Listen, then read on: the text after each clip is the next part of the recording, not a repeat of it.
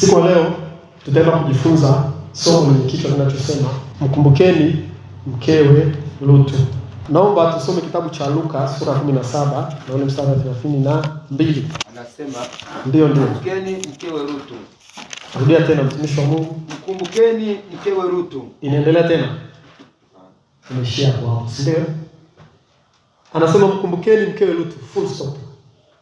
Mistari mingine ukiangalia inakuwa ni mirefu. Labda turudie mstari, labda nisome mstari wa 31 hapo. Anasema katika siku ile alijua dari na vyombo vyake vimo ndani ya nyumba, asishuke ili kuvitoa, na kadhalika ale shambani asirejee nyuma. Angalia mstari jinsi ulivyo mrefu. Lakini angalia mstari wa 32. Unasema mkumbukeni mkewe Lutu. Basi hapo nenda mstari wa 33, anaanza kueleza habari nyingine.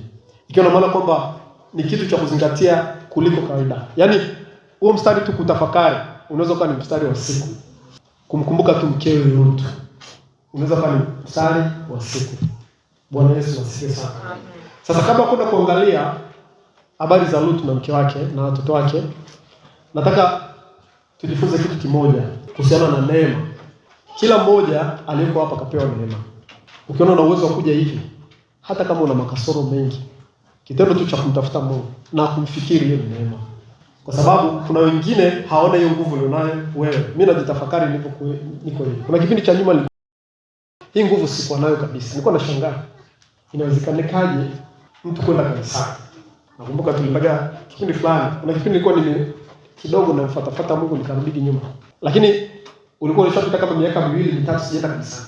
Mpaka siku moja then unaenda kanisani. Nikamwambia Christmas tutaenda kanisani. Kwa hiyo siku nikaenda Christmas kanisani. Yaani yule ndani Christmas kanisani akashangaa sana. Yaani siku ya Christmas mimi naona ndo siku special. Yaani sijui ilikuwaje. Miaka zaidi ya 2 sijaenda kanisani. Kwa hiyo sasa najiuliza, mtu anawezaje kwenda kila siku? Anawezaje kumtafuta Mungu kila siku? Au hata kila Jumapili tu. Nilikuwa nashangaa hata kwa mwezi mara 2 tu mtu anawezaje? Siku nilipoingia kwenye imani na wokovu kweli, nikajua kumbe sio kwa nguvu zangu. Bwana Yesu asifiwe sana. Amen. Sio kwa nguvu zangu. Ni kwa sababu na neema ipo ndani yangu. Ni kwa sababu na neema ipo ndani yako. Kwa hata ukimwona mtu mwingine huko nje, usimwone ni mjinga. Kuna watu wako nje wanatafakari vizuri kuliko wewe, kuliko mimi. Wana akili nyingi kuliko, wanatafuta hiyo sababu. Hiyo sababu tu ya kwenda kanisani au ya kuomba kila siku au ya kumtafuta Mungu au kumtumikia Mungu au hata kuamini kwamba Mungu yupo, hawaioni. Yaani anakuambia kabisa mimi ukiniambia kabisa kuhusu kweli kuhusu Mungu kanikonvince kwa kutosha na kuwa Mkristo. Lakini hiyo sababu anaitafuta ndani ya moyo wake haioni, lakini wewe unaiona. Usifikiri una akili. Bwana asifiwe sana. Wewe ni bunju. Ikitolewa hiyo neema, ndipo utakapojua kwamba wewe sio kitu. Kwa hiyo kuna kitu kinachotushikilia kwa Mungu, nguvu ambayo haionekani, nguvu ya ziada inayotushikilia kwa Mungu, ambayo hiyo huwezi kuielezea. Hiyo ndio inayotufanya tuzidi kumwangalia Mungu, tuzidi kumtafuta Mungu. Na hiyo haijatokana na ujanja wetu au uvumbuzi tulionao. Kwamba ulikuwa umekaa siku moja ukavumbua kwamba hii njia inayoenda sio sawa. Ukiona hiyo hali, ni Mungu ameweka uvumbuzi ndani yako, uvumbue kwamba njia inayoenda sio sahihi. Lakini sio kwamba ilianzia kwako. Ni Mungu alituma ndani yako ukagundua hii njia inayoenda hivi. Kwa hiyo ni rahisi kufikiri ni wewe, lakini kiuhalisia sio wewe. Ni Mungu ndo kaweka uvumbue hicho kitu. Ukiweza kujua hiyo siri kila siku usiku na mchana, ombi lako la kwanza la kumshukuru Mungu, utamshukuru Mungu kwa kukupa wokovu. Yaani hicho ndio itakuwa ombi lako la kwanza la shukrani. Mwambie Bwana nakushukuru kwa kuniita na kunipa wokovu, kwa sababu najua kuja hivi sio kwa nguvu zangu. Tena Yesu akasema, "So mimi mlionichagua mimi ndio nimewachagua ninyi." Na akasema hakuna mtu aweze kuja kwangu asipovutwa na Baba. Huwezi kufuata Yesu, hauwezi kwenda kwa Yesu kama Yesu hajakuvuta. Ni impossible. Bwana asifiwe. Kwa hiyo hicho tulicho nacho, neno la Mungu linasema tukishike sana. Tukishike sana. Ufunuo sura 3 mstari wa 11. Tutarudi katika habari ya mke wa Lutu, lakini nataka tuanze kwanza msingi. Ufunuo sura 3 na ule mstari wa 11. Angalia neno la Mungu linavyosema. Neno la Mungu linasema hivi: "Naja upesi, shika sana ulicho nacho, asije mtu akaitoa taji yako." Naja upesi, shika sana ulicho nacho, asije mtu akaitoa taji yako. Maana ni neema ambayo umepewa, pengine karama uliopewa, huduma uliopewa, chochote ulichopewa na Mungu cha kiroho, neno la Mungu linatukumbusha au linatufundisha kwamba tukishike. Shika sana, sio kidogo, unakishika sana. Sio unakishika kwa mikono ya damu na nyama. Unakishika katika dhamiri yako ya ndani na utu wako na kila kitu. Maana yake thamini hicho kitu kuliko vitu vingine vyote. Kwa maana anasema shika sana ulicho nacho, asije mtu akaitoa taji yako. Naomba niendelee kufafanua mstari vizuri. Hapa anasema asije mtu, sio shetani. Asije mtu, sio shetani. Katika swala la neema, katika hii swala la neema, kuna kitu kimoja ambacho ni muhimu sana kukijua. Neema hii ambayo tulionayo sio kitu ambacho kitakuwepo siku zote. Kuna kipindi kitaondoka. Ndio maana tunaposema kwamba unyakuo kanisa utakapotokea, Kristo atakapochukua watu wake na kunano juu, sio kwamba dunia itabadilika itakuwa papo. Itakuwa ni hii, lakini ile neema itakuwa imeondoka. Kutakuwa kuna tena msamaha. Kwa hiyo waliosalia hapa aidha kutani na vikikuwa mpinga Kristo, waipokee chapa, ikate chapa. Wakishakata chapa ndo habari nyingine zinakuja huko mbele. Lakini sasa hiyo hakuna tena kuomba, hakuna tena kuja kanisani. Hakuna tena kuja kuombea Bwana nisamehe. Tayari unakuwa umeshafungwa, umekuwa sili, umeshafungwa tayari katika dhambi. Kwa sababu ile neema inakuwa imefanya nini? Imeondoka. Kwa hiyo neema ambayo ipo sasa hivi, hiyo kwangu, hiyo kwako, ni kitu cha kukishikilia sana kuliko kitu kingine chochote. Kwa sababu pia ina tabia ya kuondoka. Na hapa anasema shika sana ulichonacho, asije mtu akitoa taji yako. Anapozungumzia taji anazungumzia ile neema ambayo mtu anakuwa nayo, hiyo ambayo itaenda kusimama kama thawabu anapofika kule juu mbinguni. Kwa hiyo usipoishika au nisipoishika sana ile neema nilionayo, maana yake ikitoka kwangu inaweza ikachukuliwa na mtu mwingine, ikaenda kwa mtu mwingine. Kwa hiyo shetani anachokifanya, anaiondoa ile neema kwako. Akishaondoa ile neema kwako, unakuwa kama unapotea. Alafu ile neema inakuwa inazunguka. Kwa neema ni kama pesa. Pesa ikitoka kwako, uaga ipotei. Uaga inaenda kwenye mfuko mwingine. Si ndio? Ukisema mtu anakuambia nimepoteza pesa nyingi, haimaanishi kwamba zile pesa zimeenda kuchoma moto. Maana yake zimetoka kwake, zimeenda kwa wengine. Si ndio? Kwa hiyo zipo kwenye mzunguko. Na neema ndivyo hivyo, inakuwa ipo kwenye mzunguko. Kwa hiyo ile neema ikitoka kwako, ukichezea, ukiacha, maana yake inatoka inaenda kwa mwingine. Ndicho kilichotokea kwa Yuda Iskarioti. Yuda alipewa neema ya kuwa mmoja wapo wa mitume. Hata kama maandiko yalikuwa yashatabiri kuhusiana na kuanguka kwake. Lakini bado ile nafasi na ile neema alipewa. Ndio maana akawekwa katikati ya mitume 12, akaheshimiwa, akawekwa pale. Lakini alipochezea ile neema, kilichotokea ni nini? Kilichotokea ni kwamba alipoteza ile neema, lakini ile neema ilipotea moja kwa moja. Kwamba ile nafasi yake ilifutwa. Hapana. Alikuja mtu mwingine anaitwa nani? Matia. Akaingia kukava ile nafasi ya nani? Ya Yuda. Kwa hiyo jeshi la wanafunzi 12 na mitume 12 lilikuwepo pale. Na ukisoma kwenye kitabu cha Ufunuo utaona ule msingi ule mji una misingi 12, majina ya mitume 12 na milango 12. Kwa hiyo jina la Yuda limeondolewa, limewekwa jina la Matia. Kwa hiyo ile neema iliondoka kwa Yuda ikaingia kwa Matia. Kwa Matia akachukua zile baraka zote ambazo Yuda alitakiwa kuzichukua. Kwa hiyo huyu mtu hapa anaposema shika sana asije mtu akatoa taji yako, maana yake mtu aliyotoa taji ya Yuda alikuwa ni Matia. Mtu asije mtu akatoa taji yako. Muangalie Esau na Yakobo. Kilichotokea kwa Yakobo na Esau, Yakobo alienda kuchukua baraka wa ndugu yake Esau. Tunakumbuka Esau ndo alikuwa mzaliwa wa kwanza. Alipaswa abarikiwe na Isaka. Achukue zile baraka zote, lakini hakuweza kushikilia sana kile alicho nacho. Hakuweza kuthamini ile nafasi ya mzaliwa wa kwanza. Akaona hichi kitu hakina maana. Sasa huyu alishindwa kushikilia kile alicho nacho. Kwa hiyo maana yake ile neema, baraka zile hazikupotea, hazikuvepa na kuondoka. Zile ama na kwenda kwa mwingine. Ndivyo ambavyo neno la Mungu linatufundisha. Haleluya. Amen. Lakini ukiangalia hata mifano mingi ipo kwenye Biblia. Daudi na Sauli. Sauli alipewa ufalme katika Israeli. Na Mungu akamtia mafuta kabisa kwamba huyu ataongoza watu wangu. Unajua kuna watu ambao walikuwa na rithi ufalme, lakini kuna watu ambao walikuwa wanachaguliwa na Mungu kabisa kuingia katika ufalme. Daudi, tukianza na mfalme wa kwanza Israeli ambaye alikuwa ni Sauli. Yule ni Mungu alimchagua kabisa kutoka katika kabila la Benjamin. Tena yeye mwenyewe alikuwa hataki.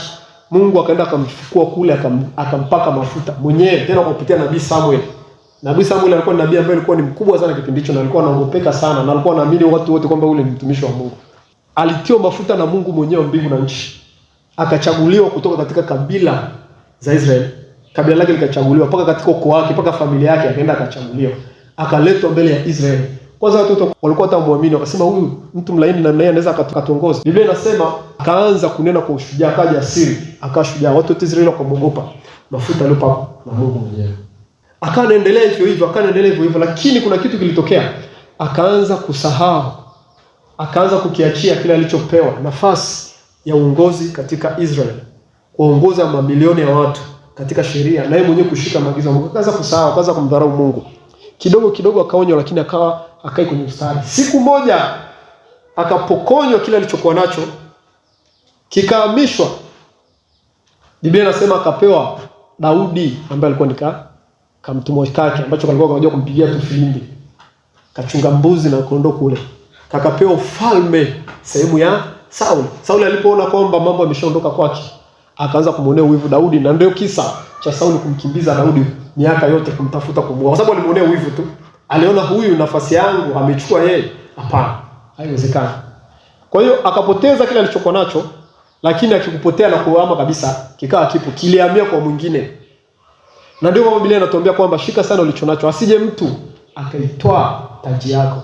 Kwa hiyo tunaishi katika dunia ambapo sasa shetani anachofanya ni kuhamisha. Anakupokonya wewe, akishakupokonya wewe ile inazunguka inaenda kwa mwingine tena, anapokonya anapeleka huko. Anapokonya huko. Ndicho anachokifanya. Yeye hawezi kuchukua taji ile, hawezi. Anahamisha kama fedha. Ukipoteza fedha hapo unaumia wewe, mwenzako anachukua, na yule tena anapokonywa hivyo hivyo. Taji na ile neema ndio inazunguka namna hiyo. Sio wao tu. Angalia wana wa Israeli kwenye Biblia. Wana wa Israeli, Mungu alikusudia kabisa hii neema Yesu Kristo ianze kwao. Ndio maana Kristo alipokuja akawaambia mitume wake, akawaambia katika njia ya mataifa msienende, lakini nendeni kwa kondoo walipotea nyumba ya Israeli, hubirini. Kwa hiyo mitume wakaanza kuhubiri katika Israeli. Hakuna katika watu wa mataifa. Watu wa mataifa tulikuwa sisi hatustahili kwa wakati huo kupokea injili, kupokea neema. Lakini Biblia inatufundisha kwamba walipokuwa wanasuasua, wanakataa na Paulo, wanakataa mitume, neno la Mungu linasema lile neno, ile neema ikahamishwa kutoka kwao ikaja kwetu sisi watu wa mataifa. Kwa sisi watu wa mataifa tumepokea hii neema ambayo tulionao sisi sasa hivi, si kwa sababu tulikuwa tuna ujanja au tuna akili au tulikuwa tunahitaji, ni kwa sababu watu wengine wamekataa. Kwa hiyo ikaletwa kwetu hii neema kukusanyika hivi kwenda kuhubiri injili, kumwamini Yesu Kristo, kumuona ni mwokozi ulimwengu na kumtukuza. Hata watoto wetu tunawapa majina ya Kikristo. Ni kwa sababu kuna watu walikataa sehemu fulani, na hiyo neema ikaja kwetu. Naomba nisome andiko moja katika kile kitabu cha Matendo ya Mitume sura 21. Matendo ya Mitume sura 28 na mstari wa 20 na nianze ule mstari wa 20 na 23. Matendo ya Mitume 28:23. Afu nitasoma mpaka ule mstari wa 28. Angalia hao Wayahudi habari yao ilivyoanzia. Anasema wakisha kuagana naye siku, wakamjia katika nyumba aliyokaa watu wengi sana. Huu ni Paulo, watu walimjia. Akaeleza kwa taratibu na kushuhudia ufalme wa Mungu, akiwaonya mambo yake Yesu kwa maneno ya sheria ya Musa na manabii. Tangu asubuhi hata jioni Paulo alikuwa anaongea na watu, anahubiria kuanzia asubuhi mpaka jioni maneno ya Yesu. Sasa hivi hebu ongea na mtu maneno ya Mungu asubuhi tu masaa mawili anakasirika, anatoka hapo. Akaeleza kwa taratibu na kushuhudia ufalme wa Mungu, akiwaonya mambo yake Yesu kwa maneno ya sheria ya Musa na manabii, tangu asubuhi hata jioni. Wengine, angalia sasa maneno yaliyofuata. Wengine waliamini yale yaliyonenwa, wengine hawakuyaamini. Na walipokuwa hawapatani wao kwa wao, wakaenda zao. Paulo alipokwisha kusema neno hili moja, ya kwamba Roho Mtakatifu alinena vema na baba zenu kwa kinywa cha nabii Isaya akisema, enendeni kwa watu hawa ukawaambie, kusikia mtasikia hamtafahamu, na kuona mtaona wala mtatambua, kwa maana mioyo ya watu hawa imepumbaa, na masikio yao ni mazito ya kusikia, na macho yao wameyafumba. Kwa watu wako wanafumba macho yao, wasije wakaona kwa macho yao, na kusikia kwa masikio yao, na kufahamu kwa mioyo yao, na kubadili nia zao nikawaponya. Mstari sasa 28 Mbondo Kini anasema hivi, basi julikani kwenu ya kwamba wokovu huu wa Mungu umepelekwa kwa mataifa, nao watasikia. Wokovu huu umepelekwa kwa mataifa, nao watafanya nini? Watasikia. Alipokwisha kusema hayo, Wayahudi wakaenda zao, wakiulizana mengi wao kwa wao. Kwa kipindi ambacho wamekataa ile neno la Mungu, Biblia inasema wokovu umeondolewa kwao, afu kapelekwa kwa watu wa mataifa. Alafu anasema nao watasikia. Maana sisi watu wa mataifa tutasikia. Na ndicho hicho Yesu tena alikisema kwenye Luka sura 21. Labda nisome pale Luka sura 21, Mathayo sura 21 samani, alafu mstari wa 42. Yesu akawaambia, hamkupata kusoma katika maandiko, jiwe walilokataa waashi, hilo limekuwa jiwe kuu la pembeni. Nalo neno hili limetoka kwa Bwana, nalo ni ajabu machoni petu. Kwa sababu hiyo nawaambieni, ufalme wa Mungu utaondolewa kwenu, nao watapewa taifa lingine lenye kuzaa matunda yake. Naye angukaye juu ya jiwe hilo atavunjika, na yote ambaye litamwangukia litamsaga tiki. Wakuu makuhani na Mafarisayo waliposikia mifano yake walitambua kuwa anawanenea wao, nao walipotafuta kumkamata waliogopa makutano, kwa maana wao walimuona kuwa ni nabii. Hapa anasema ufalme wa Mungu utaondolewa kwenu, na wenyewe utapewa taifa lingine lenye kuzaa matunda. Na anasema jiwe lile likataa waashi limekuwa jiwe kuu la pembeni. Hii habari iko hivi, tushakuelezea mahali hapa. Nini maana hii kauli ya kwamba jiwe lile likataa waashi limekuwa jiwe kuu la pembeni? Zamani wakati wanajenga hekalu, hii ni historia sasa. Walipokuwa wanajenga hekalu, ujenzi wa zamani ni tofauti na ujenzi wa sasa hivi. Sasa hivi tunajenga tu, tunaweka msingi, alafu msingi wa kawaida, baada ya msingi tunapandisha boma. Baada tunamaliza kupaua. Zamani ilikuwa hivyo. Zamani walikuwa wanaanza na jiwe moja, na sasa hivi tuna vipimo vingi sana ambavyo vimenyooka. Kiasi cha kwamba tunaweza tukajenga jengo kutumia tu vipimo na likakaa vizuri. Zamani walikuwa na vipimo. Kwa zamani walikuwa wanatumia jiwe. Wanatafuta jiwe moja ambalo liko square vizuri. Huku limenyooka na huku limenyooka. Alafu ile jiwe ndo linaanzia pale, linaitwa starting point, yani linaanzia pale ndio mwanzo kujenga nyumba. Linawekwa kwenye kona, labda kama jengo linataka lisimamishwe hapa. Linawekwa hapa, ile jiwe ni kubwa. Kwa ile jiwe upande wa huu matofali na mawe yanapangwa kuelekea mnyoko huu, na huku tena mawe yanapangwa kuelekea mnyoko huu. Kwa hili linasimama kama uongozo wa jengo zima. Kwa majengo mawe yanapandishwa, yanapangwa mpaka jengo lote linakamilika. Baadaye lingine kuja jiwe mpaka jengo linakuwa juu. Sasa ilikuwa ndio maana lilitoa jiwe la pembeni, maana yake sio jiwe la kutupa, jiwe ambalo linawekwa katika pembe kwenye kona ya nyumba, pembe kabisa. Kama hapo tunasema pale kwenye kona linawekwa pale, afu ndo jengo linaanza kusimama. Sasa ilikuwa wale wajenzi ambao ndio wanaitwa waashi, kabla ya kwenda kuanza kujenga lazima wakatafute jiwe ambalo lina uwezo mkubwa. Kama jengo litakuwa kubwa sana, lazima utafute jiwe gumu zuri ambalo halitaweza kuleta crack wala halitaweza kuwa na kasoro yote. Kwa hiyo wanaenda machimboni. Washafika kule machimboni, wanatafuta ile mawe, wanachagua ili jiwe zuri linauzwa bei fulani, wanalichukua naenda kupeleka kule. Sasa kulikuwa kuna wajenzi wanaitwa waashi. Wakafika sokoni kule machimboni. Walipofika wakaanza kutafuta jiwe ambalo litaanzia pale kwenye msingi. Wakatafuta jiwe, wakaliona jiwe moja. Alafu lije wakaliona linazika ni zuri, lakini mbona kama ile lingine ni zuri zaidi. Kwa wakaenda wakachagua ile lingine ambalo waliona ni zuri zaidi. Wakaleta moja ambalo lilikuwa lazaraulika pale. Kwa hiyo wakalichukua lile ambalo waliona yenyewe zuri. Wakaenda kuanza ujenzi. Walipokuwa wanaanza ujenzi, wakaanza kupanga matofali. Wakaanza kupanga matofali na mawe, umefika karibia juu. Wakaanza kuona kuna crack inatokea. Wakaanza kufuatilia crack, sababu yake ni nini? Wakachunguza, wakafuatilia ile crack, wakagundua kwamba lile jiwe ambalo walianzia nalo halikuwa imara. Lilikuwa limeshapinda. Na lenyewe pia lina kasoro. Kwa hiyo sasa solution ni nini? Solution ni kushusha kila kitu, alafu tunaanza upya. Tukishaanza upya lazima tukatafute tena jiwe lingine lilo zuri ili tunaliondoa. Kwa hiyo akapata hasara, akashusha, akapangua mawe yote, alafu akarudi tena kwenda kutafuta jiwe lingine. Walipoenda kutafuta mawe mengine wakagundua mawe mengine yale salebo na ubora, lile ambalo tulilikataa ndio linafaa. Kwa hiyo wakaenda kulichukua lile walilolikataa, wakalirudisha kule, wakaanza kupandisha jengo mpaka likakamilika, likawa zuri. Ndio ikatokea mithali ya kwamba jiwe walilolikataa waashi sasa limekuwa jiwe kuu la pembeni. Na Kristo akajifananisha na hilo jiwe. Akasema lile jiwe ambalo walilikataa ni mimi Kristo. Lakini ile jiwe lingine la kwanza walilolichagua wao kwa mapendekezo yao ni mambo yao, ni torati zao na kila kitu wanachokifuata. Kwa Wayahudi walimkataa Yesu. Walimkataa Yesu, na mpaka sasa hivi Israeli kule hawamwamini Yesu. Wachache sana wanamwamini kwamba Yesu ndiye Masihi. Na wanaendelea kupanda na kujenga jengo lao. Itafika kipindi watagundua yule Kristo tulimsulubisha miaka 2000 iliyopita kumbe ndiye Masihi. Biblia inatabiri katika kitabu cha Zekaria watamlilia na kumombolezea nyakati hizo. Lakini sasa hivi ni jiwe kuu la pembeni, wanamuona afaa, lakini watakuja siku moja atajua kwamba Kristo ndiye jiwe kuu la pembeni. Na hata sasa hivi washaanza kuhisi hivyo. Wanashangaa mbona sasa Kristo ambaye sisi tunaona kwamba sio Masihi, mbona ana wafuasi wengi kuliko mtu mwingine yote duniani? Alafu mbona wafuasi wake ndio wanalipenda taifa letu kuliko watu wengine, kwa sababu Wakristo sasa hivi ndio wanalipenda taifa la Israeli kuliko watu wengine. Wanaanza kuhisi huyu Yesu pengine ndo Masihi. Kwa sababu Masihi atakayekuja Biblia inasema atatupatanisha sana. Na dunia nzima itajaa amani. Kwa hiyo anaanza kuhisi. Lakini kwa sasa hivi kawekwa mbali, umemweka mbali. Anakuwa kama ni jikula pembeni. Kwa hiyo neema imeondoka kwa Wayahudi, ipo kwetu sisi wote mataifa. Itafika kipindi na huko kwetu tena itaondoka, kipindi cha unyakuo kushapita. Itarudi kwa Israeli kwa muda mfupi, kipindi cha juma moja. Kipindi hicho ambapo neema itarudi Israeli, ndio kipindi ambacho huko kutakuwa kuna dhiki kuu ya mpinga Kristo. Kipindi ambacho kuna dhiki kuu ya mpinga Kristo, hapo kutakuwa kuna tena huku neema. Itakuwa ni aidha upokee chapa mnyama au ikatae ufe. Alafu baadaye uweze kufufuka uingie katika utawala wa miaka 1000, lakini si kwenda mbinguni kule kwenye unyakuo. Kwa sasa hivi tunaishi hicho kipindi ambacho neema ipo kwetu sisi. Lakini pia sio kwetu sisi. Pia inakuwa kwa mtu mmoja mmoja, lakini pia inaweza ikaondoka. Inaweza ikaenda sehemu nyingine. Kwa hiyo tunapokuja katika kujifunza kwamba shika sana ulicho nacho, maana yake ni kwamba kile ambacho unaona umepewa na Mungu kikamate kweli kweli. Tunaishi katika kipindi ambacho thawabu zinaondoka, zinahama, kazi zinaondoka, huduma zinaondoka, zinahama, wanapewa. Sasa hivi Kristo anatafuta watu wanaomtumikia kweli kweli. Bwana Yesu asifiwe sana. Kuna watu huduma zao zinanyang'anywa, wanapewa watu wengine. Kuna mhubiri mmoja anaitwa Bonki. Wangapi namjua? Sasa hivi ni marehemu. Reinhard Bonki. Tunamsikiaga, ni marehemu, alikufa miaka nyuma. Shatoaga hapa hivi mfano wake, ushuhuda wake ambao anasema.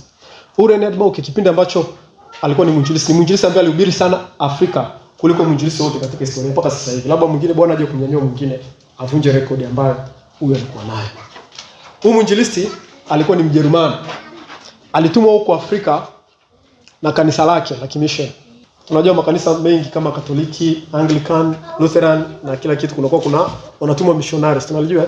Sasa alitumwa kipindi hicho cha kabla hata uhuru hata Watanganyika na mataifa mengi ya Afrika. Alitumwa huku pamoja na timu yake kuja kama kupeleka kusambaza dini.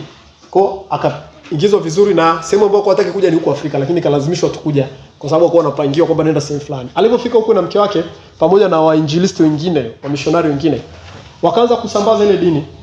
Wakaanza kufanya ule umisheni wao, wanaenda nyumba kwa nyumba, wanahubiri hivyo na hivyo. Mwisho wa siku wanapokea mshahara, mambo yanaenda namna hiyo. Kwa walikuwa na wito, lakini ule wito wao umefungwa pia katika mfumo wa kanisa.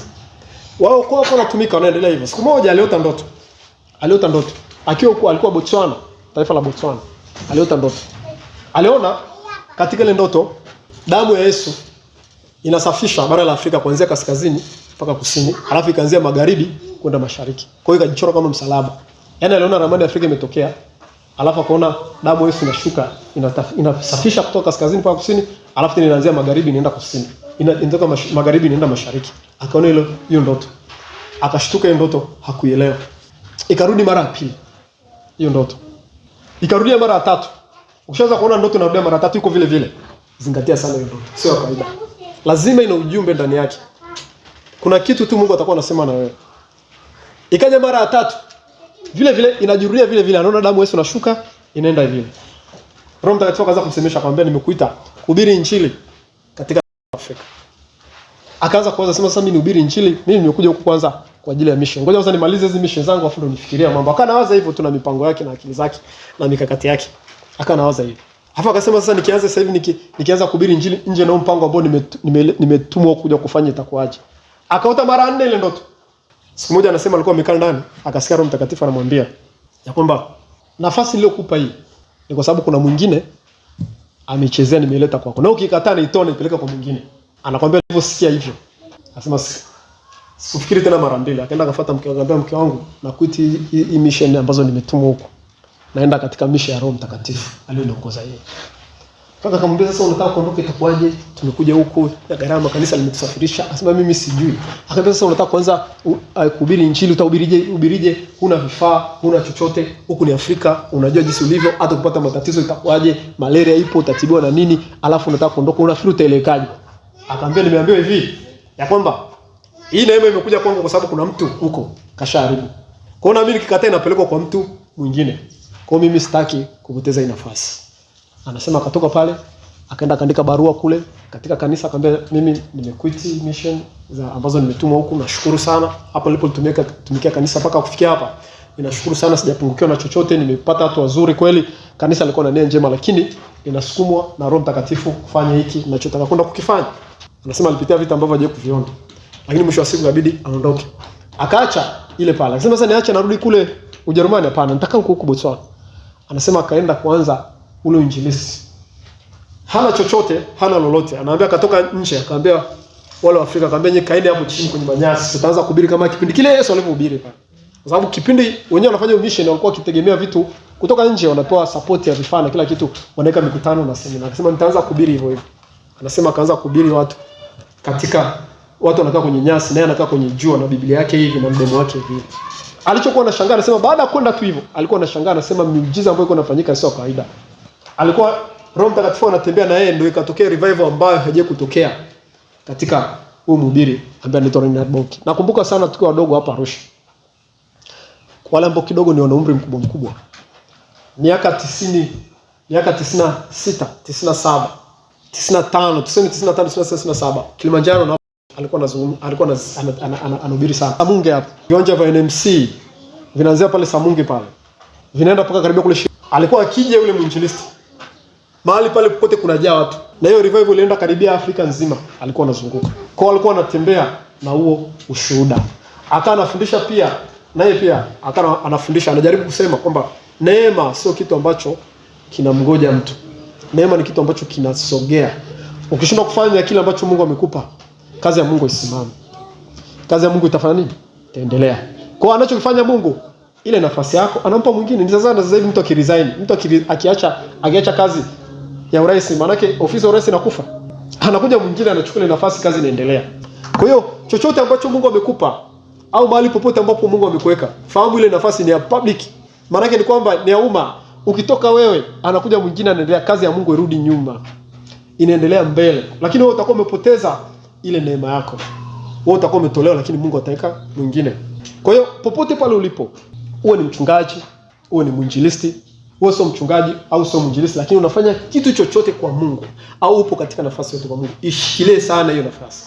Usichezee. Kwa sababu ukichezea ikiondoka, Mungu ana spare ambazo tena ni bora, ambazo hata mimi zangu kwa joga naweza kurudisha kazi ya Mungu nyuma. Nikianza sasa hivi kuja hapa kuringa hapa, basi nitamrudisha Mungu nyuma. Si kweli. Atanitoa mimi, ataweka mwingine tu. Kazi ya Mungu itafanya nini? Itaendelea. Nikikataa kuhubiri injili, sio kwamba eti nimemrudisha Mungu nyuma. Sijamrudisha Mungu nyuma. Kitakachotokea ni kwamba mimi nitaondoka, alafu Mungu analeta mwingine. Tena anaweza akafanya vizuri kuliko hata mimi.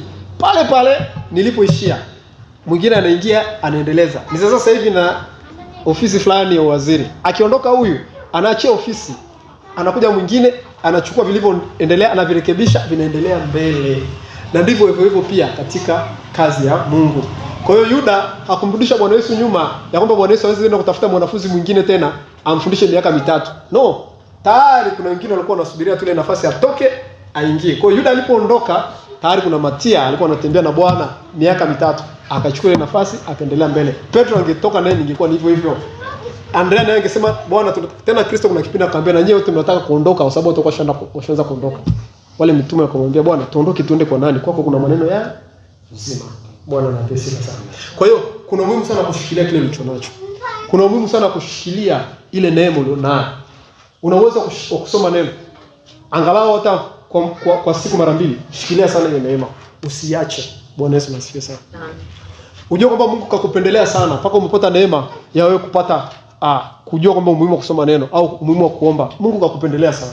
Usikubali hata siku moja muda wako wa maombi uathiriwe na chochote. Usikubali hata siku moja muda wako kumwabudu Mungu uathiriwe na chochote. Hiyo neema uliopewa itumie vizuri. Itumie vizuri, usicheze kabisa. Shikilia sana ulicho nacho. Kwa sasa tukirudi katika ile habari ya mke wa Lutu. Anasema mkumbukieni mkewe Lutu. Habari ile tunaikumbuka Sodoma na Gomora kilichotokea. Ni kwamba Mungu alikuwa amekusudia kwenda kuiteketeza ile miji, lakini kabla ya kuteketeza alienda na malaika wake wawili. Alikuwa Elohim pamoja na malaika wawili. Wakaenda kwa Ibrahim kwanza. Wakakutana na Ibrahim. Alafu akamshirikisha, Mungu akamshirikisha Ibrahim, akamwambia akasema mwenyewe nimfiche Ibrahim mambo ambayo yataenda kutokea na kati ya tarithi mambo yote haya. Mungu akamfunulia Ibrahim, akamwambia anaenda kupima kiwango cha maasi ya Sodoma na Gomora. Kwa hiyo Mungu akatuma wale malaika wawili kushuka kule Sodoma na Gomora. Ile miji Biblia inasema ilikuwa kama Eden, ilikuwa ni mizuri. Sodoma na Gomora ilikuwa miji mibaya. Usifikiri kwa ni miji mibaya Sodoma na Gomora. Biblia inasema ilikuwa kama Eden. Maana yake ilikuwa ni kuzuri. Lut alipokaa kule hata hivyo wakati anagombana na Ibrahim, Biblia inasema alipoona kule chini aliona bonde la kijani, kuzuri kuna nyasi za mifugo wake kwenda kule. Kwa alienda sehemu nzuri. Dhambi inavutia. Dhambi inavutia. Usifikiri dhambi haivutii, dhambi inavutia. Nenda kaangalie hizo kumbi zote za disco, niambie kama kuna kumbi hata moja ni chafu. Kaangalie zote zinavutia, zina matata, zina kila kitu. Nenda huko disco angalie huko kama utakutana na wanawake ambao ni wabaya. Kaangalie kama utakutana na wanaume ambao ni wabaya. Nenda kaangalie huko ufikiri ni sehemu ambazo ni mbaya. Ni sehemu zinazovutia. Dhambi siku zote shetani kaika inavutia, dhambi inavutia. Kwa hiyo ile miji ya Sodoma na Gomora ni miji ambayo ilikuwa inavutia, ilikuwa inafanana na Eden. Kwa hiyo kila mtu alikuwa anafika pale anaenda katika mji, hiyo miji ya Sodoma na Gomora. Kwa hiyo kutokana na kwamba ilikuwa ni miji iliyoendelea, wazungu wanasema civilized, imeendelea sana kiasi cha kwamba inavutia watu wote, wawe wa kimungu wasio wa kimungu, kwa sababu Lut alikuwa ni mtu wa kimungu. Na yeye alipima akaona kule kuna uzuri. Inavutia. Lut akaenda kule chini. Kumbe ndio miji ya maangamizi. Alipokuwepo kule chini yuko na mabinti zake wawili na mke wake wakaondoka kule. Mambo yakabadilika, siku hiyo wamekaa nje. Lut amekaa afa kaona watu wako kiwanjani. Maana Lut alikuwa anakaa pembezoni mwa mji. Akaangalia akaona kuna watu wamekaa pale kiwanjani. Wanaume wawili. Akaangalia hizi sura. Akasema yamkini hawa watu sio kawaida hao. Sio wenyeji wa mji. Hebu ngoja niwakaribishe kama ilivyo kawaida yangu. Akaenda akafuata akamwambia bwana heshimia njoni kwangu bwana. Wale watu wakakataa, sema njoeni tu. Akashurutisha wale watu wakaingia nyumbani kwa Lut. Walivyoingia tu nyumbani kwa Lut, waheshimiwa wa mji wale, Biblia inasema wakubwa kwa wadogo. Hapa ndio niliposhangaa. Anasema wakubwa kwa wadogo wakizunguka ile nyumba jioni, sijui ni usiku, wakaizunguka ile nyumba. Tengeneza picha ni hapa. Lut kaingia huko na yuko ndani na mke wake na watoto wake na wageni wake wawili. Ghafla jioni nashangaa kuna watu wamezunguka hapa, wakubwa kwa wadogo, watoto marika kama haya na watu wazima wamezunguka. Angalia kitu ambacho kwa wanakitafuta. Wanasema tutolee hawa watu tupate kuwajua. Maana yake tuzini na hawa watu ni wanaume. Kilichonishtusha ni hawa watoto. Anasema wakubwa kwa wadogo, wale watoto wenyewe wamezunguka wanataka kwenda kuzini na watu wazima waliokuja kule wageni. Umeona piki maovu alipokuwa amefikia hicho kiwango. Tupate kuwajua. Lut akatoka nje akamwambia, ndugu zangu msifanye hivi. Kwa sababu Lut alikuwa anajua hali ile mji. Akamwambia nina mabinti zangu wako huko ndani, hawajamjua mtu mume, hao ni watolee. Tengeneza picha hata watu ambao wanatafuta watu ambao hawajajua, mabinti ambao hawajajua mtu mume wanavyowatafuta, lakini wale watu waliokataa wakasema sisi tunataka hao wageni. Tupate kuwajua. Wale watu walikuwa ni watu wa kawaida, na Lut alikuwa anajua kama ni watu wa kawaida. Ile yote alikuwa anajua ni watu wa kawaida, kujua kama ni malaika. Wakatoka nje wakapiga upofu wale watu. So upofu walikuwa waoni. Walikuwa wanaona lakini mlango hauoni. Yaani ukifika mlangoni hapa nadhani dirisha labda. Wakizunguka kule utafuta mlango, wakazunguka pale kama vile Bwana alivyodhoofisha magari ya Farao. Kumbuka kipindi cha Misri kule. Ndio watu wakapiga upofu. Wakaanza kutafuta mlango, haujapata. Sasa alichomwambia wale malaika, alichomwambia Lut, akamwambia una ndugu zako hapa, nenda kawaambie watoke kwenye mji, maangamizi yanakuja hapa. Lut akatoka huyo akaenda kuongea na wakwezi, yani kuna watu walikuwa wamewaposa na mabinti zake wawili. Akaenda kuambia jamani, tokeni hapa. Yani Lut alichokuwa anajaribu kufanya ni kama kile cha Nuhu, kwa sababu Nuhu aliokoa watoto wake pamoja na wake zao. Naye alikuwa anajaribu kufanya hivyo, asema watoto wangu wameshaposwa hawa, hebu ngoja niende kwa wale mabwana zao niambie jamani, huku mambo yameharibika, tutoke kwenye mji. Biblia inasema akaonekana kama anacheza. Wale malaika walipoona Lut anakawia, wakaenda wakamshika mkono Lut na mke wake. Walikuwa watu wawili. Malaika mmoja akamshika Lut pengine na mke wake, malaika mwingine akamshika mtoto wake wa kwanza, binti wa kwanza na pili. Wakashurutisha wakatoa nje ya mji. Walipokuwa wanatoa nje ya mji, ondokeni msigeuke nyuma, jiokeni na vizeni, sisi tunarudi. Alipowaachia Lut na mke wake wakaanza safari ya kuondoka na watoto wao wawili. Kwa sasa kwa wamebaki pale watu wanne. Lut na mke wake na watoto wawili wa kike wanaondoka. Wakati wanaondoka wale malaika wakarudi kule. Sijui alifanya sayansi gani, wakashusha moto. Moto ulishuka, kukanyesha mvua na kiberiti. Kiberiti kinachozungumziwa pale sio hizi njiti tunazozijua. Kiberiti ni sulfur. Sulfur ile inakuwa ni mawe ambayo yalikuwa yanashuka kutoka juu. Yale mawe yalikuwa ni ya moto, yakishuka hapa, lile jiwe la sulfur likishuka hapa, linaungua, moto wake uzimikaji. Likiwa linaendelea kuungua linakuwa unakuwa uji mweusi, lakini ule moto hauzimiki. Ndio maana kwenye kitabu cha Ufunuo anasema kule kuna moto na kiberiti. kwenye ziwa la moto. Moto wake ni mweusi uzimiki. Kwa hiyo kulikuwa kuna shuka juu mbinguni ule moto. So moto kama unavyoshuka ulikuwa unakuja mamawe yale ya kinene anaanza kuwaka. Kwa hiyo ulikuwa ni uji ambao ulikuwa unawaka moto namna hii. Sasa wale wanaondoka kule, angalia kitu kilichotokea. Wameondoka wanapiga hatua. Yule mama akageuka nyuma na wale watu walimwambia usigeuke nyuma. Sasa kugeuka pale nyuma, tumezoea kuambia kwamba aliangalia nyuma hivi. Haikuwa hivyo. Ingekuwa ni hivyo Mungu hawezi kuhukumu kwa jambo dogo la namna hiyo. Sababu wale walikuwa wanaenda lazima kwa naona mambo yanaendelea huko, walikuwa wanajua. Kilichotokea kwa mke wa Lutu ni wakati wanaondoka, mke wa Lutu akaanza kutamani alivyoviacha huko nyuma. Akaanza kufikiria na vikundi vya kikoba huko. Kuna kitenge changu, kuna vyombo nimeviacha kule. Sasa tunapoenda maisha yanakuaje sasa? Mke wa Lutu akageuka, akaanza kurudi. Alipokuwa anarudi kule, akakutana na moto wa kiberiti. Bwana Yesu asifiwe sana. Ile kugeuka jiwe la chumvi, ukienda sasa hivi ile miji ya Sodoma na Gomora ni nchi ya Yordan. Ile nchi sasa hivi ni nchi ya chumvi. Soma hata kwenye kitabu cha Kumbukumbu la Torati anasema miji ya Sodoma na Gomora ni miji ya chumvi. Aliungua akaganda, ikabaki ile sanamu yake pale pale. Sasa ndio Bwana Yesu anakuja anasema, mkumbukeni mkewe Lutu. Sijajua kwa nini Kristo alisema tu mkumbukeni mkewe Lutu. Akasema hebu mtafakarini Lutu. Hebu tafakarini wana wa Sodoma na Gomora. Hebu tafakarini. Anasema mkumbukeni mkewe Lutu. Kwa katika sisi wa Kristo kitu ambacho tunatakiwa tukifanye kila siku ni kumkumbuka mkewe Lutu. Sasa naomba turudi pale tuweze kuelewa vizuri habari tunapoenda kumalizia. Kitabu kile cha Luka sura 17 tutaanzia sasa juu kidogo. Tuanze mstari wa 28. Luka sura 17 mstari wa 28. Anasema na kadhalika kama ilivyokuwa katika siku za Lutu, walikuwa wakila na kunywa, walikuwa wakinunua na kuuza, wakipanda na kujenga. Lakini siku ile Lutu aliotoka Sodoma, kulinyesha moto na kibiriti kutoka mbinguni vikawaangamiza wote. Hakusalia hata mmoja. Hivyo ndivyo itakapokuwa siku ile atakapofunuliwa mwana wa Adamu. Katika siku ile aliyejua dari na vyombo vyake vimo ndani ya nyumba asishuke ili kuvitoa, na kadhalika aliye shambani asirejee nyuma. Kwa kumbe Kristo anazungumzia sasa kurejea nyuma, tabia za kurejea nyuma, kusahau au kuchukua kitu fulani. Alafu anaendeleza kuangalia mstari wa 32 sasa. Anasema mkumbukeni mkewe Lutu. Kwa mkewe Lutu kitu alichokifanya ni kurejea nyuma kama hapo juu habari inavyojieleza. Mtu yote atakaye kuiponya nafsi yake ataiangamiza. Na mtu yote atakayeiangamiza ataiponya. Anasema mtu yote atakayeiangamiza nafsi yake ataiponya. Kwa kitu kilichotokea kwa mke wa Lutu, alikuwa anataka kuiponya nafsi yake. Sio kuiponya kwa sababu ya moto. Alikuwa anataka kuona huko unapokwenda sasa kunahitaji fedha, kunahitaji hazina nilizoziacha Sodoma. Kwa hiyo ngoja nirudi nikachukue ili nikajiponya nafsi yangu huko ninakokwenda. Lutu alipomwona akasema nimeacha vyote huko. Nimeacha kila kitu kwa Sodoma na Gomora. Sirudi tena huko nyuma. Inaenda mbele. Hapo ameangamiza nafsi yake lakini ndio akaipata. Na katika siku za mwisho ni hivyo hivyo. Asilimia kubwa watu wengi wanatamani kuziponya nafsi zao. Maana yake wanatamani maisha yao yapate msingi katika ulimwengu. Wanasema ngoja nirudi kwenye ulimwengu Bwana nifanye kitu fulani. Ngoja nitengeneze kitu fulani. Alafu baadaye Kristo nitamfuata. Anataka kutafuta kuponya nafsi yake katika mazingira ambayo yana moto. Alafu wakati anaenda huko ndipo gharika inakuja. Ndipo ile hukumu wa Mungu inakuja kumwagwa. Lakini wale ambao wanaondoka pasipo kuangalia nyuma, hao ndio wanaokoka katika siku hizi za mwisho. Kwa tunaishi katika kipindi ambacho ni lazima sana tushike tulicho nacho. Watu walipewa neema, lakini mke wa Lutu aliachilia. Mke wa Lutu aliachilia, mwisho wa siku akaangamia kule. Lakini hawa walishikilia kile walicho nacho, wakaenda kule wakapona.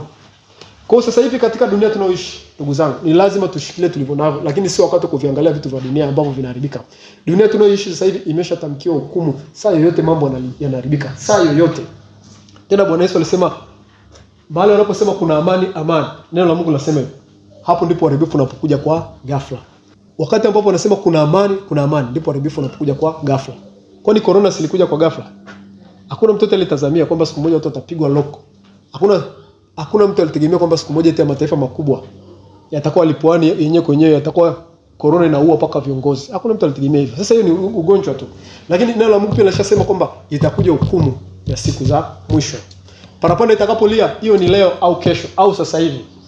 Dunia imekwisha. Kutakuwa kuna tena neema baada hapo.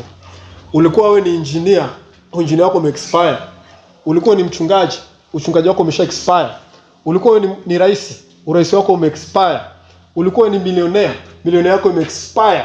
Ulikuwa na mipango ya kujenga nyumba na kufanya nini na kufanya chochote unachokifanya, vyote vimeexpire. Fedha zako, mali zako, mifugo yako, kila kitu kisha expire. Hakuna tena muda wa kuweza kuishi kwa kutegemea hivyo vitu.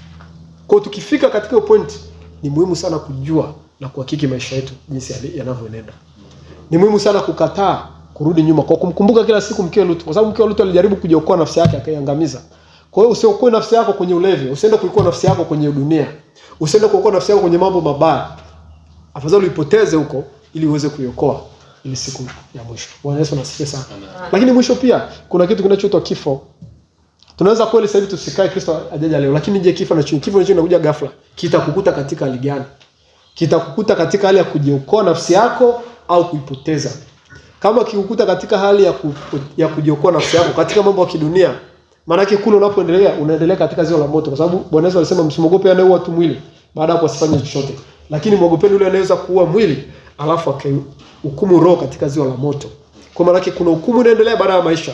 Je, utakutwa katika hali gani? Bwana anapewa sifa sana. Kwa ndugu zangu, ili neno ambalo nataka tutafakari siku ya leo. Popote unapokuepo, mahali popote unapokwenda, hakikisha sana unashika ulichonacho neema ya Yesu Kristo, lakini pia ukiwa unamkumbuka mke wa Lutu. Sio kwamba alikuwa na bahati mbaya sana akamkuta yale. Sisi sasa hivi tunafanya mabaya sana kuliko wale. Namalizia na mfano mmoja. Unajua kuna vitu ambavyo tunaweza tukasema kuna watu fulani lakini walikuwa ni wajinga. Katika Agano la Kale watu walikuwa ni wajinga, au katika Agano Jipya. Kuna mtu mmoja kwenye mfano wa Biblia alikuwa anaitwa Anania na Safira. Kwenye Matendo sura 4 tunakumbuka hiyo habari. Yule mtu, wale watu walisema jambo moja, walisema kwamba kwa sababu mitume walileta mfumo kwa uongozi wa Roho Mtakatifu. Akasema kwamba kila mtu auze sehemu ya alichonacho kwa jinsi anavyopenda, sio kwa amri wala sheria. Alafu wavilete mezani kwa miguuni pa mitume. Alafu wagawe vile vitu kila mtu kulingana na mahitaji yake. Sasa kulikuwa kuna watu wawili anaitwa Safira, Anania na Safira mke wake. Hawa watu walikuwa na shamba, wakaenda kuliuza ile shamba. Tuseme ile shamba kaliuza kwa thamani ya milioni 5. Alafu walivyochukua thamani ya milioni 5, wakachukua milioni 3 wakaleta katika miguu ya mitume. Walivyoleta katika miguu ya mitume, Petro akaonyeshwa na Roho Mtakatifu kwamba watu wamedanganya. Akamuuliza Anania, akamuuliza, je, shamba mliuza kwa thamani hiyo? Wakasema ndio, tuliuza kwa thamani ya milioni 3. Kwa hiyo umeleta leo milioni 3 hapa? Ndio. Biblia inasema pale akaanguka kafu. Pale. Akaja yule mwingine mke wake. Petro akamuuliza yale maneno, akamwambia, ni kweli ile shamba mliuza kwa thamani hiyo na hiyo fedha mlioleta ndio yote? Akasema ndio. Na yeye pia akafa pale. Bwana Yesu asifiwe sana. Sasa wale watu walimdanganya Roho Mtakatifu kwa sababu ile shamba ongeza kuliuza kwa gharama wanayotaka wao, alafu wakatoa ahadi kwamba tutatoa milioni 3 baada ya milioni 5. Lakini wakaenda kumdanganya Roho Mtakatifu, tumeuza kwa milioni 3 na tumeleta milioni 3 yenyewe, kumbe milioni 2 wameficha. Wakafa pale. Sasa Roho Mtakatifu alikuwa anajaribu kuonyesha ile tukio kwamba ni jinsi gani uongo ndio kitu tunaomba hapa. Uongo unavyoweza kuathiri au unaweza kuleta mauti, na kitu ambacho kinamrudi sana Roho Mtakatifu. Sasa yale mambo yaliyotokea wale kina Anania na Safira kama mfano. Ndicho kilichotokea mke wa Lutu, ilikuwa ni kama mfano. Haimaanishi kwamba mke wa Lutu ndio peke yake alipata shida na watu wengine wanao matatizo. Maana kile tatizo lilikuwa kwa watu wengi sana kipindi kile cha Sodoma na Gomora. Na hata ile Anania na Safira liko kwa watu wengi sana hata sasa hivi. Uongo liko mpaka sasa hivi, si ndio? Kuna vitu ambavyo vimewekwa kama mfano ili kuonyesha ukubwa wa hasira ya Mungu. Ni lazima tuwe makini sana. Bwana asifiwe sana. Mke wa Lutu amewekwa kama mfano, Anania na Safira amewekwa kama mfano, na vitu vyote miji ya Sodoma na Gomora ni mfano, na hata gharika ya Nuhu pia ni mfano. Kwa Roho Mtakatifu atuwezeshe na atusaidie. Basi tunaweza tukasimama katika uwezo